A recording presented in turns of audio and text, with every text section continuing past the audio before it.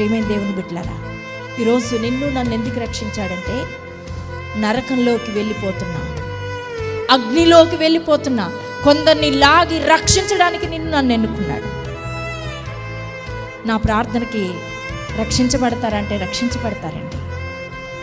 ఎస్తేరు ప్రార్థనకి యూదా జాతి మొత్తం రక్షించబడితే, నీ ప్రార్థనకి నా ప్రార్థనకి మన కుటుంబ సభ్యులు రక్షించబడరా అండి? రక్షించబడరా? ఖచ్చితంగా రక్షించబడతారు. ఈ రోజు నుంచి నువ్వు కన్నీటి ప్రార్థన చేయి.